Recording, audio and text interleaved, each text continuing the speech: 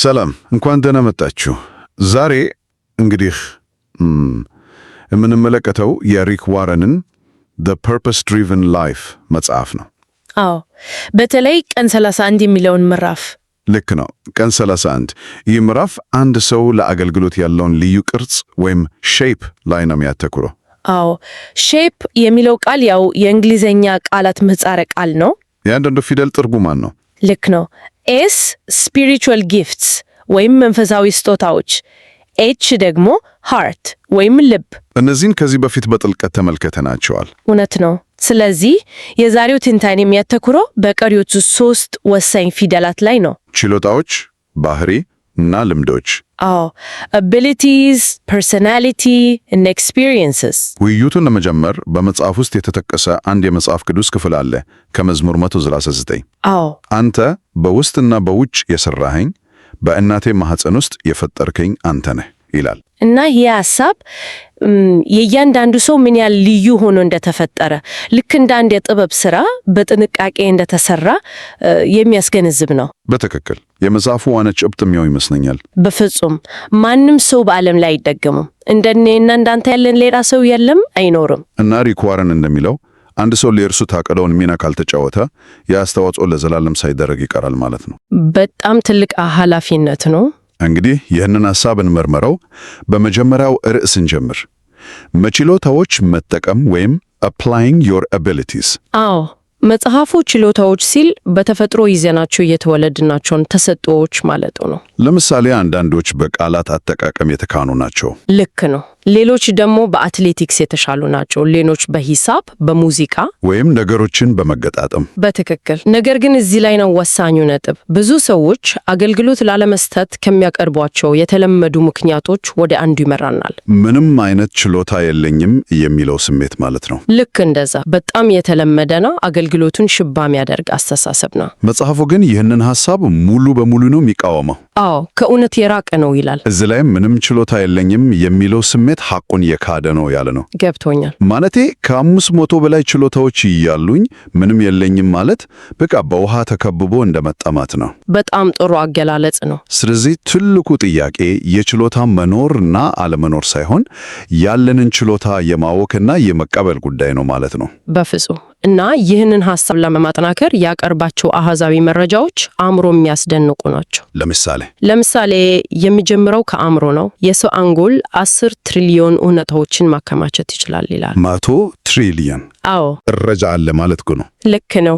እና ይህ በአእምሮ ብቻ የተወሰነ አይደለም። እሺ፣ ወደ ሰውነታችን ስንወርድም እንዲሁ ነው። አፍንጫችን ብቻውን እስከ 10,000 የሚደርሱ ልዩ ልዩ ሽታዎችን መለየት ይችላል። 10,000? አዎ፣ በውስጣችን የተገጠመ እጅግ ዘመናዊ ሴንሰር አለን ማለት ነው። የሚገርም ነው። የሰው ምላስ ደግሞ በ2 ሚሊዮን የውሃ ክፍሎች ውስጥ አንድ የኩዊኒንግ ክፍል መለየት ይችላል ይላል።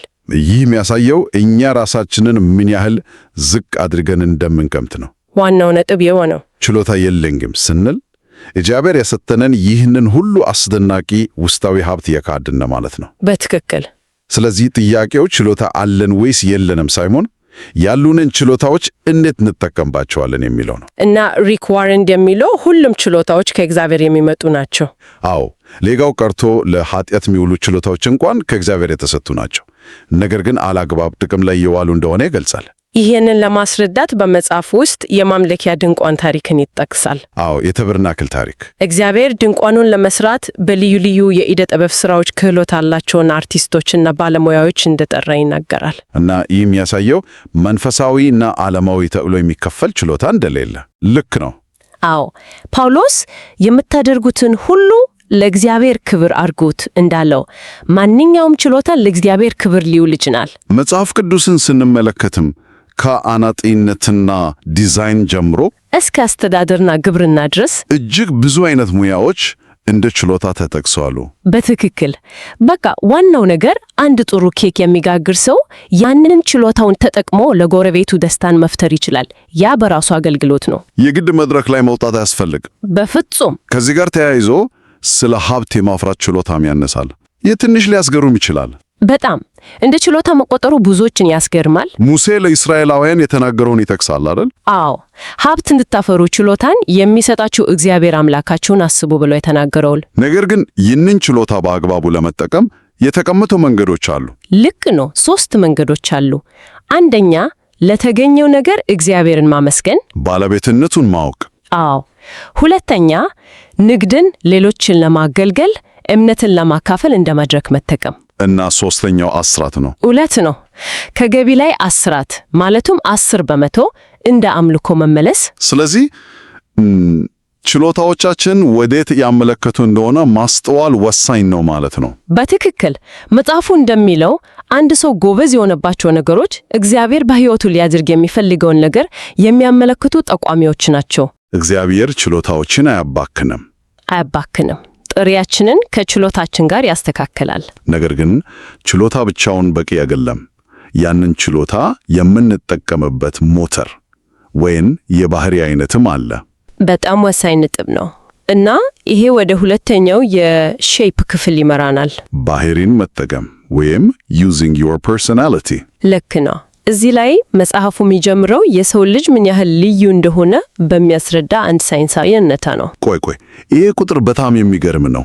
አዎ፣ የዲኤንኤ ሞሌኪውሎች ሊዋሃዱ የሚችሉባቸው መንደሮች ብዛት 10 ይጻፍና ከጎኑ 2.4 ቢሊዮን ዜሮዎች። ይሄ እኮ ከአሞ በላይ ነው። ከምናውቀው የአጽናፈ ሰማይ ስፋት በላይ ነው። መጽሐፉ ይህንን የሚጠቅሰው ምን ለማለት ነው? ይህንን ቁጥር መገመት እንኳን አይቻልም። ሪክ ዋረን ይህንን የሚጠቀመው አንድ ቀላል እውነትን ለማስረገጥ ነው። ልክ እንደ አንድ ሰው ያለ ሌላ ሰው ማግኘት በፍጹም የለም። ልዩነታችን ሳይንሳዊ እውነታ ነው። እግዚአብሔር እያንዳንዳችንን በልዩ የባህሪ ጥምረት ነው የፈጠረን። አዎ። መጽሐፉ የተለያዩ የባህሪ አይነቶችን በምሳሌነት ይጠቅሳል። ዝግ ያሉ ወይም ኢንትሮቨርትስ እና ግልጽ የሆኑ ወይም ኤክስትሮቨርትስ። እውነት ነው። ተመሳሳይ ሥራ መስራት የሚወዱና ለውጥ የሚፈልጉ፣ በምክንያት የሚመሩ ወይም ቲንከርስ እና በስሜት የሚመሩ ወይም ፊለርስ። ልክ ነው። እና እዚህ ላይ መጽሐፉ የሚያስተምረው በጣም ወሳኝ ትምህርት አለ። እሱም በአገልግሎት ውስጥ ትክክል ወይም ስህተት የሆነ የባህሪ አይነት የለም። ይህ በጣም አስፈላጊ ነጥብ ነው። ምክንያቱም ብዙ ጊዜ በተለይ በአብያተ ክርስቲያናት ውስጥ አንድ አይነት የባህሪ ሞዴል ብቻ ከፍ ተደርጎ ይታያል። በጣም እውነት ነው። ለምሳሌ በጣም ተጋቢና ግልጽ ወይም ኤክስትሮቨርት የሆነው።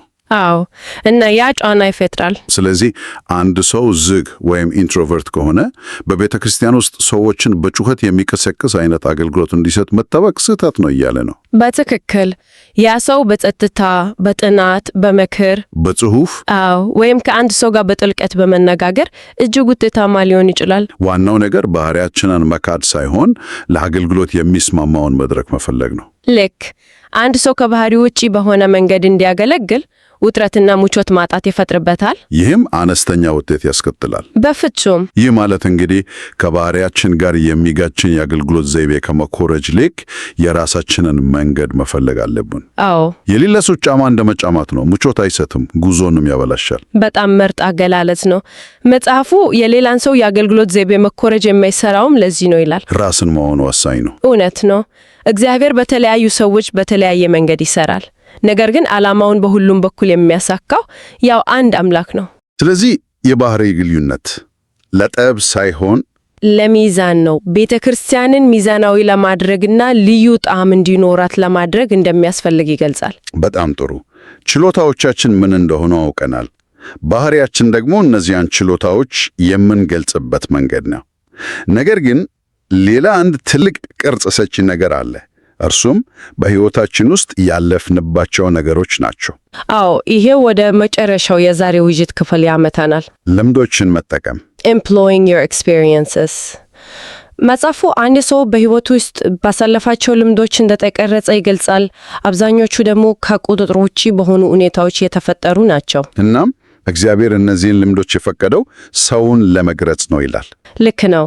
ስለዚህ ያለፉትን ልምዶች መመርመር የአሁንን ቅርጽ ለመረዳት ይረዳል። መጽሐፉ ሊመረመሩ የሚገባቸው 6 የልምድ አይነቶችን ይዘረዝራል። አዎ። የመጀመሪያው የቤተሰብ ልምዶች ነው፣ በልጅነት የተማርናቸው ነገሮች። ሁለተኛ የትምህርት ልምዶች፣ ተወዳጅ የነበሩ የትምህርት አይነቶች የኞች ነበሩ። ሶስተኛ የሥራ ልምዶች፣ በጣም ውጤታማ የተሆንባቸው ሥራዎች። አራተኛ መንፈሳዊ ልምዶች፣ ከእግዚአብሔር ጋር የነበሩን ትርጉም ያላቸው ጊዜያት። አምስተኛ የአገልግሎት ልምዶች፣ ከዚህ በፊት እግዚአብሔርን ያገለገልንባቸው መንገዶች እና ስድስተኛው ምናልባትም ከሁሉም በላይ ትኩረት የሚስበውና ጥልቅ የሆነው አሳማሚ ልምዶች።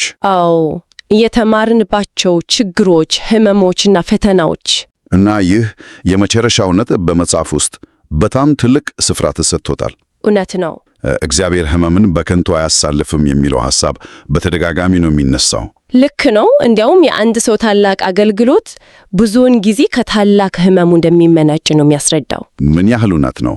ብዙ ጊዜ ትልቁ መልእክታችን የሚወጣው ከትልቁ ምስቅልቅል ህይወታችን ነው። መጽሐፉ ላይ አንድ ተጨባጭ ምሳሌ አለ አይደል? አዎ፣ ሪክ ዋርን የሚጠቀመው ዳውን ሲንድሮም ያለበት ልጅ ያላቸው ወላጆች ተመሳሳይ ችግር ላለባቸው ሌሎች ወላጆች ምን ያህል የተሻለ አገልግሎት መስጠት እንደሚችሉ ያስረዳል። ከዶክተር ወይም ከፓስተር በላይ በጣም እነርሱ የሚናገሩት ቃል ክብደት አለው። ምክንያቱም እኔም እዚያ ነበርኩ ማለት ይችላሉ። በትክክል የእነርሱ ህመም ለሌሎች መጽናኛ እና መመሪያ ይሆናል። ይህ ግን በጣም ከባድ ሐሳብ ነው። ከባድ ነው። እግዚአብሔር ለአንድ ዓላማ ሲል በህመም ውስጥ እንድናልፍ ይፈቅዳል ማለት ለአንዳንድ ሰዎች ለመቀበል የሚከብድ ሊሆን ይችላል። በጣም ወሳኝ ጥያቄ ነው። መጽሐፉ እግዚአብሔር የክፋት ምንጭ ነው አይልም። እሺ። ነገር ግን በወደቀ ዓለም ውስጥ በሚደርሱብን ክፉ ነገሮች ውስጥ እንኳን እርሱ ዓላማውን ሊያስፈጽም እንደሚችል ይናገራል። የዮሴፍ ታሪክ ለዚህ ትልቅ ምሳሌ ነው። ምርጥ ምሳሌ። ወንድሞቹ አንተ ክፉ ነገር አሰብክብኝ፣ እግዚአብሔር ግን ወደ መልካም ለወጠው ነው ያለው። ይህ ማለት ግን ሂደቱ ቀላል ነው ማለት አይደለም። በፍጹም አይደለም። ታዲያ አንድ ሰው ይህንን ለውጥ እንዴት ያደርጋል? ከመሬት ወደ አገልግሎት እንዴት ይሸጋገራል? አንድ ወሳኝ ቅድመ ሁኔታ አለ። እግዚአብሔር እነዚህን አሳማሚ ልምዶች እንዲጠቀሙባቸው ግለሰቡ እነዚያን ልምዶች ለማካፈል ፈቃደኛ መሆን አለበት። የባለት ቁስሉን መደበቅ ማቆም ማለት ነው። ልክ እንደዛ። ብዙ ጊዜ ለመደበቅና ለመርሳት የምንፈልጋቸው ልምዶች እግዚአብሔር ሌሎችን ለመርዳት ሊጠቀምባቸው ሊፈልግ የሚፈልጋቸው ልምዶች ሊሆኑ ይችላሉ። ይህ ድፍረትና ታማኝነትን ይጠይቃል። በጣም ይህ በጣም ትልቅ ሐሳብ ነው። ስለዚህ የዛሬውን ውይይት ስናጠቃልል በመጽሐፉ መሰረት የአንድ ሰው ልዩ የሆኑ ችሎታዎች፣ ባህሪ እና ልምዶች ጥምረት የሕይወት ዓላማውን ለማወቅ ቁልፍ ናቸው። አዎ፣ እነዚህ ሶስቱ ነገሮች ከዚህ በፊት ከተወያየንባቸው መንፈሳዊ ስጦታዎችና ልብ ጋር ተዳምረው የአንድን ሰው ልዩ ሼፕ ወይም ቅርጽ ይገልጻሉ። እና መጽሐፉ ማንም ሰው እኔን ሊሆን አይችልም የሚለውን ሐሳብ በማንሳት ያጠቃልላል። አዎ፣ nobody else can be me። ይህ ማለት የእያንዳንዱ ሰው በዓለም ላይ ያለው ሚና ልዩና የማይተካ ነው ማለት ነው። እኔ ማድረግ የምችለውን አንተ ማድረግ አትችልም፣ አንተ ማድረግ የምችለውን ደግሞ እኔ ማድረግ አልችልም። ይህ የፉክክር ሳይሆን የትብብር ጥሪ ነው። በትክክል። ይህንን ሐሳብ የሚያጠናክር አንድ ጥቅስ አለ። አንደኛ ጴጥሮስ 4:10 ላይ የሚገኘው። አዎ፣ እያንዳንዳችሁ ልዩ ልዩ ችሎታዎች ተሰጥቷቸዋል፣ የእግዚአብሔርን ልዩ ልዩ በረከቶች ለሌሎች በማስተላለፍ እርስ በርስ ለመረዳዳት ተጠቀሙባቸው። ልዩ ልዩ የሚለው ቃል እዚህ ላይ ቁልፍ ነው። ልክ ነው። ስለዚህ ይህንን ውይይት ስንዘጋ አድማጮች እንዲያስቡበት አንድ ጥያቄ እናንሳ። እሺ። መጽሐፉም ይህንን ጥያቄ ይጠየቃል። ወደ ራስህ ሕይወት መለስ ብሎ በማየት አለው የትኛው ልዩ ችሎታ ወይም የግል ልምድ አሰማሚ ቢሆንም እንኳን በአዲስ መልክ ለሌሎች ጠቀሜታ ሊውል ይችላል?